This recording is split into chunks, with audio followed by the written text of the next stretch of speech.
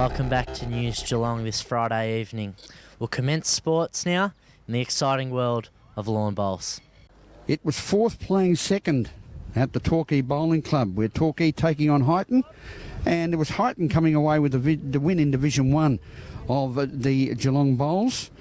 And George White, a wonderful performance by his rink, coming up with about a 12-13 shot victory. Well done, George. 11. 11?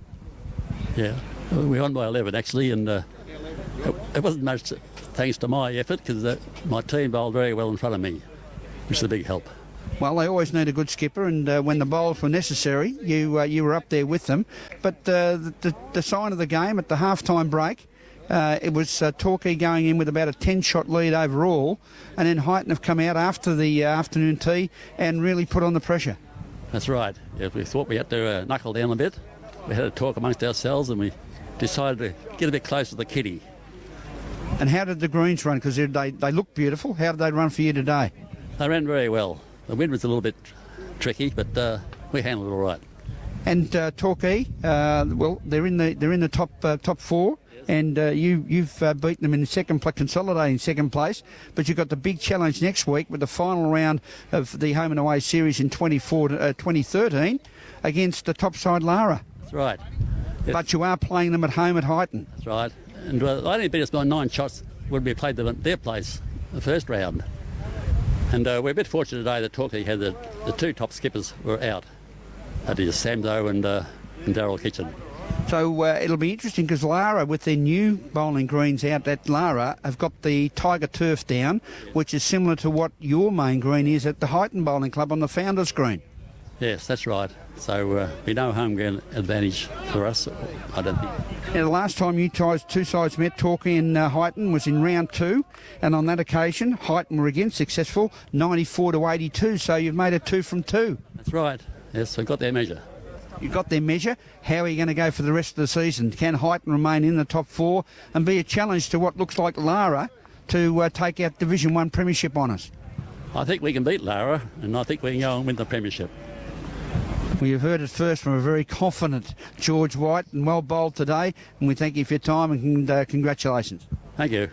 Thanks for that, gentlemen. Well, we're here right now at the Winter Reserve. We'll head inside to the precinct of the Belmont Lions, talking with newly appointed coach Dave McKernan. Looks like another GDFL season's around the corner, and we've got a new coach. Dave, firstly, can you tell us your impressions of the Belmont Lions list? Yeah, look, it was, when we first got here and had a look at it, it was challenging, no doubt, if you look at last year's.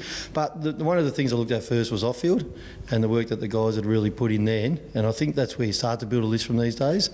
And then we were able to, really deep down and have a look at what we needed and what we had already. So there's some really quality there. And watching them play last year, they came close in a lot of games. So I think it was just that camaraderie and finishing off, and a bit around the game plan that could really close that gap for them. Adding on to the list from last season's, you had an incredible Colts finish to the season, and could there be some new recruits as well? Yeah, definitely. Like young Michaela Harrison, he's won 2 underage, best and fairest for the leagues now, so a very exciting player. So the challenge for him now is to take that to the next level. As well as young Beefy as well. They're young kids that really want to learn and want to succeed, sort of thing. What we've done is, first of all, is implement a really good coaching strategy. So obviously bringing myself on, but we've brought Jake Holtz on as a mentor to help me, especially running around the midfields and rotations, and also Cam Manane, that done a lot of work with me out of Forest. Jake will also coach the reserves for us, and then we've got Matt Manane that will be joint coach with him. So we've got an off-field coach and also an on-field one. So as you said, with so many, I think it was 14 under 18s coming up this year, we really wanted to make sure that they're getting experience with being seniors to develop the game plan to come forward for us. Fantastic. While a good 10 clubs around the 3 leagues in Geelong are going for this development stage, could you give us some indication of a spot on the ladder you think Belmont's capable of finishing in season 2014? Yeah, definitely. Look, if you don't aim for finals, I don't think you can be realistic, because if you're aiming to win 1 or 2 games, you're not challenging yourself. And the biggest thing I'm going to ask every one of them is challenge themselves. So whether it be new recruits, we're going to challenge them just as much as we are the players that are existing. So my expectation is to aim for finals. And if you're not aiming for that, you might have to have a reassess of what you're doing. One last one. Recently, the GDFL fixture has been released. Have you had a look at it? And if so, what have your thoughts been?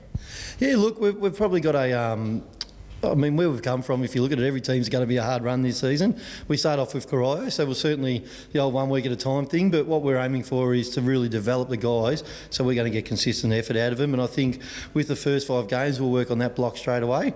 And then if we can, post more wins than losses in that first 5 blocks, we're definitely in the right step to make those finals. Yeah. Well, fingers crossed, you can help the boys improve, but of course when you finished at the bottom, there's nowhere else to go. Thank you very much for joining News Geelong. Yeah, no worries. Thanks for coming down. Thanks for that, Dave. As we head to a break, don't forget to visit our Twitter page at News Geelong 31.